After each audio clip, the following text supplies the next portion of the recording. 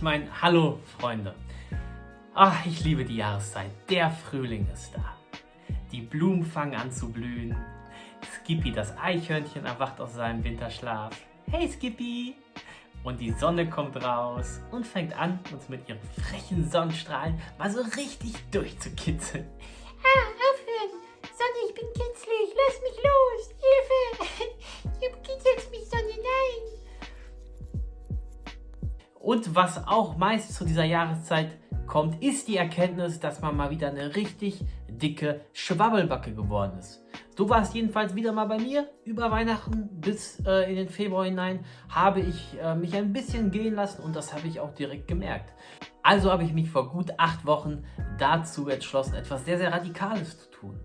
Und zwar habe ich einen Vertrag mit dem Teufel abgeschlossen. Ihr fragt euch jetzt, wovon redet der Freak wieder? Ich rede hier von 8 Wochen Keto-Diät. Und bei dieser Keto-Diät, da gelten so ein paar Regeln. Und zwar muss die Makronährstoffverteilung so aussehen. 70% Fett, 5 bis 10% Kohlenhydrate und 20 bis 25% Proteine. Dazu ein moderates Kaloriendefizit, was bei mir bei 2200 Kalorien war. Und ganz wichtig, keine Cheat Meals, keine Cheat Days oder irgendwas dergleichen. Das waren die Regeln. Aber immerhin durfte ich Kaffee trinken. Und das ist ja auch schon mal was. So, ich gebe euch mal so ganz kurz und knapp eine kleine Übersicht, was die ketogene Diät überhaupt ist. Ihr müsst euch das so vorstellen. Euer Körper braucht ja Energie. Und diese Energie, die nimmt er oder hat er sonst immer aus den Kohlenhydraten genommen, die die Glykogenspeicher gefüllt haben in eurem Körper.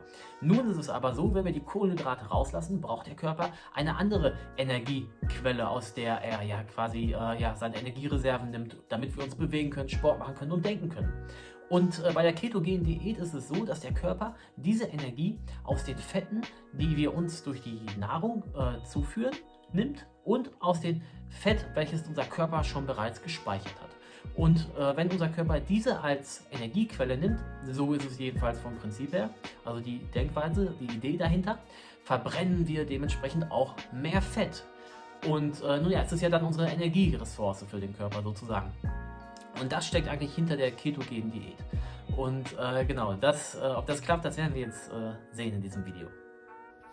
Okay, so sieht das Ganze am Start jetzt aus. Und zwar in Woche 1 mit 91,5 Kilo, ca. 20 bis 23% Körperfettanteil.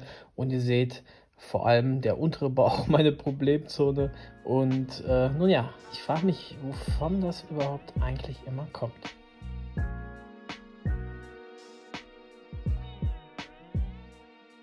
Mein Training sah folgendermaßen aus. Und zwar habe ich 3-mal die Woche ein Ganzkörpertraining gemacht, meistens an den Ringen. Wenn ich nicht an den Ringen trainiert habe, dann draußen an der frischen Luft im Sportpark, je nachdem. Dann bin ich noch 2-mal die Woche joggen gegangen und dementsprechend habe ich auch noch versucht, meine 7000 Schritte am Tag zu absolvieren. Was, um ehrlich zu sein, nicht so schwierig war, wenn man von, gewissen Personen jeden Tag genötigt wird, wie ihr in diesem Video sehen könnt.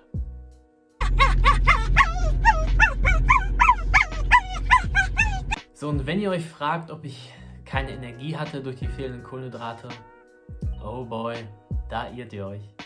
Ich hatte Unmengen an Energie und das war auch etwas, was mich total überrascht hat. Normalerweise, wenn ich was gegessen habe, viele Kohlenhydrate zu mir genommen habe, dann ist mein Insulinspiegel so hoch gegangen, dass ich danach total müde wurde. Hier hatte ich das gar nicht. Also ich war fokussiert, ich habe mich immer fit gefühlt.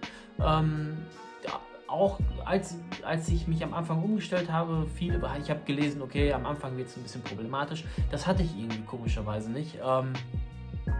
Mir ging es von Anfang bis Ende eigentlich immer relativ gut von der Energie her. Ich habe mich immer fit gefühlt, war fokussiert bei der Arbeit und das ist etwas, was ich sehr, sehr positiv fand an der ganzen Diät. Und wie gesagt, anscheinend funktioniert es wirklich, dass der Körper die Energie aus den Fettzellen nimmt und die gar nicht mal so verkehrt sind als Energieressourcen. Jedenfalls habe ich es so empfunden. Und nach einer Woche, Freunde, hatte ich schon sage und schreibe 1,7 Kilogramm runter. Aber ich muss eure Euphorie ein bisschen bremsen Und zwar war das meiste davon Wasser. Das liegt einfach daran, dass bei einer kohlenhydratarmen Ernährung die Glykogenspeicher aufgebaut werden. Und ihr müsst euch vorstellen, dass 1 Gramm Glykogen ungefähr 3 Gramm Wasser speichern können. Also ein Großteil des Gewichts, was runterging, war Wasser. Aber natürlich auch ein bisschen Fett und ja, etwas Muskelmasse.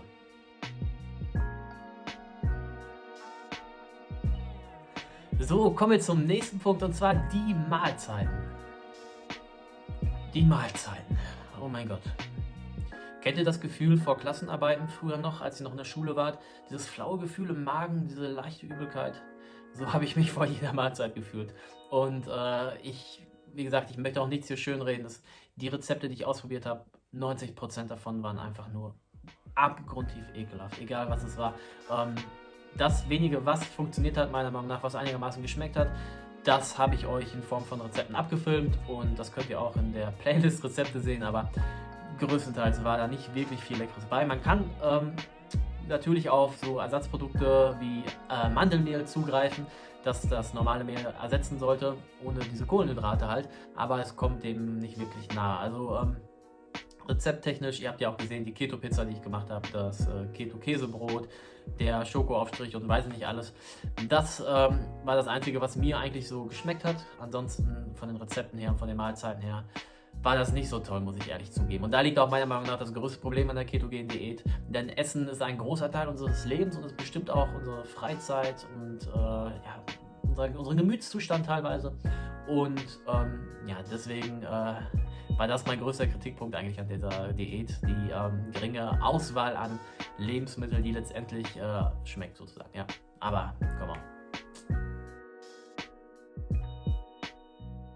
Was auch noch eine Herausforderung ist, sage ich mal, ist auf diese Makrostoff-Nährstoffverteilung zu kommen, auf diese 70% Fette, die man dem Körper zuführen soll. Da kann man natürlich viel mit Ölen spielen, wenn man sich einen Salat macht. Und dann hast du natürlich beim Salat das Problem, okay, hier darfst du nicht alles an Gemüse nehmen, was viel ist, hat hohen Anteil an Kohlenhydrate. Und dann müsst ihr viel mit Ölen nachhelfen, Kokosöl, Olivenöl, wirklich hochwertige Öle, die ihr da verwenden müsst. Und ihr könnt euch da jetzt nicht beispielsweise Unmengen an Mayonnaise reinpfeifen. Und ja, dementsprechend ist es schwierig, auf diese Makronährstoffverteilung zu kommen, meiner Meinung nach, aber nach ein paar Wochen hat man so leicht den Dreh raus, weiß, was man machen kann. Beispielsweise ein Bulletproof Coffee, also ihr macht euch einen Kaffee und haut da einen Esslöffel Kokosöl rein. Und jeder, der sagt, dass das schmeckt, come on, das schmeckt überhaupt nicht. Aber ja, das sind so kleine Hilfsmittel, die euch dann helfen, auf diese Makronährstoffverteilung zu kommen, auf diesen hohen Anteil von Fetten, den ihr zu euch nehmen müsst. Genau. Eine weitere Herausforderung war auch, dass ich ja, wenn ich in einem Defizit mich befinde, auch Muskeln irgendwo abbaue. Und ich möchte diese Muskeln irgendwo schützen. Das macht man normalerweise, indem man die Eiweißmenge in einer Diät erhöht und dem Körper Proteine, Aminosäuren hinzufügt, die den Muskel schützen im Defizit. Das ist, wie gesagt, nicht immer so einfach bei der ketogenen Diät.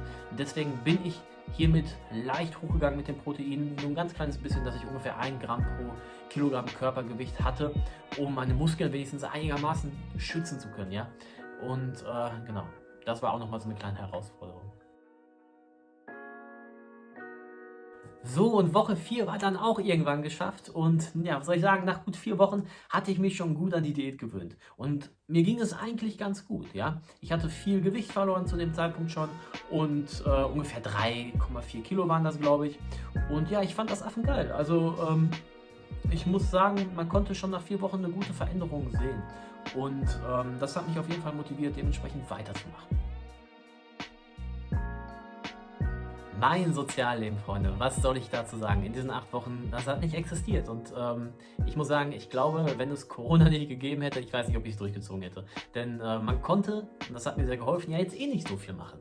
Also habe ich gedacht, nutze ich die Zeit irgendwie sinnvoll und ja, probiere das einfach mal aus. Denn ohne diese ganze Ablenkung, die man sonst hat, geht es dann wahrscheinlich auch viel, viel leichter. Jedenfalls hatte ich das so empfunden und klar, also ich musste dann nicht auf irgendetwas verzichten, auf das ich nicht so oder so hätte verzichten müssen. Und ja, was mir aber aufgefallen ist, dass wenn meine Freunde mich zum Beispiel gefragt haben, ob wir nicht mal was trinken wollen, da gab es schon mal hier und da so eine Situation, wo ich ja fast schwach geworden bin. Aber ihr wisst ja, ich habe einen Vertrag und den muss ich leider erfüllen. Also, naja.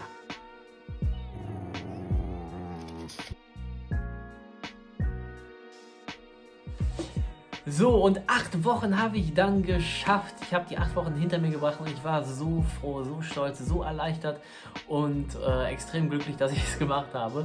Denn das Ergebnis seht ihr jetzt hier im direkten Vergleich. Also das war am Anfang und das war nach 8 Wochen.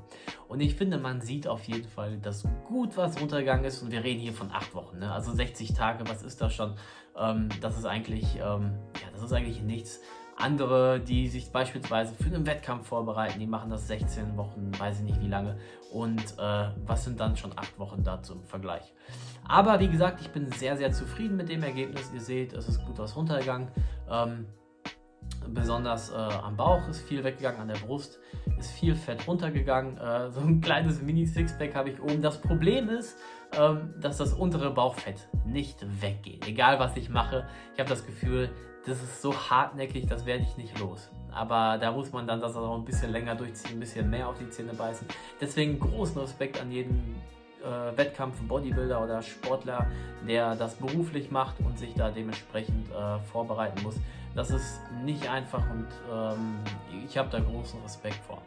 Jetzt habe ich auch nochmal jede Woche, da ich mich jede Woche gefilmt habe, auch nochmal so ein Foto gemacht, wo ihr sehen könnt, wie die einzelnen Wochen waren, nebeneinander.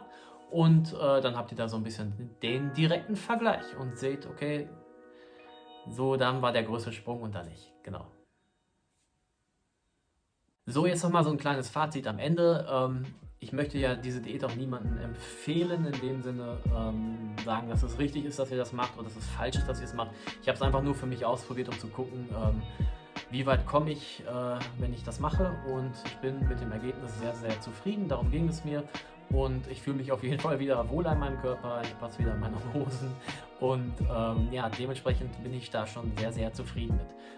Was natürlich negativ war, war die einseitige Ernährung, dass man sich so ein bisschen einschränkt im Sozialleben. Das liegt natürlich auch immer an einem selber, wie sehr man sich da einschränkt. Ich bin aber kopfmäßig zum Beispiel so gepolt, dass ich es entweder nur ganz oder gar nicht kann. Und wenn ich jetzt beispielsweise sage, okay, ich fahre jetzt noch mit meinen Freunden irgendwo hin, mache irgendwas, dann habe ich schlechte Laune, dann habe ich da auch keinen Bock drauf, dann verschließe ich mich lieber so ein bisschen oder konzentriere mich auf die Arbeit oder mache irgendwas anderes. Und das ist auch meiner Meinung nach der größte Nachteil an dieser Diät, diese komplette Einseitigkeit, die man da macht und dementsprechend ja, muss das jeder für sich selber wissen. Und es kommt natürlich auch darauf an, dass jede Diät hat ja ihre verschiedene Eigenschaften, sei es jetzt wie hier High Fat oder eine Low Carb oder High Carb Diäten oder Intervallfasten, was auch immer ihr macht. Ihr müsst immer am besten damit klarkommen. Die erfolgreichste Diät ist immer die, mit der ihr am längsten fahren könnt und mit der ihr dann dementsprechend die besten Erfolge habt. Also wo ihr die Disziplin auch wirklich aufrechterhalten könnt. Und was ich auch denke, ist, dass man gucken sollte, dass man vielleicht seinen Lifestyle oder seine Denkweise ein bisschen ändert, wenn man unglücklich mit sich ist und nicht immer diese Crash-Diäten macht, wie ich das jetzt in diesem Fall gemacht habe. Aber für mich ist das jetzt einfach ein Punkt, okay, ich habe es jetzt geschafft nach 8 Wochen und kann jetzt versuchen, ohne Jojo-Effekt weiter runterzugehen mit einem Kaloriendefizit, anstatt jetzt wie mit dieser Crash-Diät quasi wirklich so in 8 Wochen runterzugehen. Also so extrem. Ich hoffe, ihr versteht, was ich meine. Ich verstehe manchmal nämlich selber nicht, was ich da rede. Aber im Großen und Ganzen war es das. 8 Wochen sind geschafft. Ich bedanke mich bei euch fürs Einschalten. Wenn ihr irgendwelche Ideen habt oder Lust habt, dass ich mal irgendwas anderes ausprobiere, weiß ich nicht, 30 Tage Vegan-Challenge oder weiß nicht, 7 Tage Kokain-Challenge oder 2 Jahre Spaghetti-Challenge oder 7 Tage Vollrausch, Alkohol, egal was. Nein. Das ist sowas natürlich nicht. Aber wenn ihr so eine konstruktive Idee habt oder wenn ihr Kritik habt oder wenn ihr irgendwelche Fragen habt, dann fragt mich. Denn es kann sein, und da bin ich mir sogar ziemlich sicher, dass ich wieder sehr, sehr viel vergessen habe zu erwähnen in diesem Video. Ansonsten bedanke ich mich fürs Einschalten und sage Tschüss. Bis zum nächsten Mal.